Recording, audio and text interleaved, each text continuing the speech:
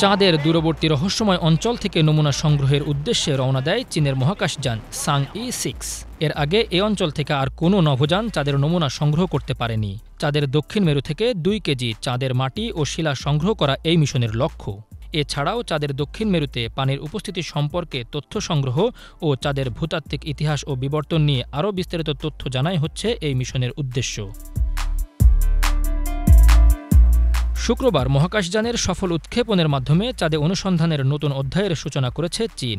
দক্ষিণ চীনের দ্বীপপ্রদেশ হাইনানের উপকূলে অবস্থিত ওয়েনছাং মহাকাশ উৎক্ষেপণ কেন্দ্র থেকে বেইজিং সময় 5:27 লং মার্স 5 রকেটে করে সাংই-6 মহাকাশযানটি উৎক্ষেপণ করা হয়।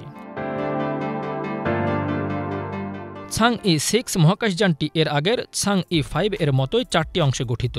একটি হচ্ছে অরবিটার বা কক্ষীয় যান, এটি মূলত চাঁদের চারপাশে ঘুরবে এবং নিয়ন্ত্রণ ও যোগাযোগ বজায় রাখবে। দ্বিতীয়টি হচ্ছে ল্যান্ডার বা অবতরণ যান, এটি চাঁদের পৃষ্ঠে অবতরণ করবে। তৃতীয়টি হচ্ছে অ্যাসেন্ডার বা আরোহণ যান, এটি চাঁদের মাটি ও শিলা সংগ্রহের কাজ করবে। এবং চতুর্থটি হচ্ছে রিটার্নার বা প্রত্যাবর্তন ক্যাপসুল, এটি মূলত নমুনাগুলো বহন করে পৃথিবীতে ফিরে আসবে।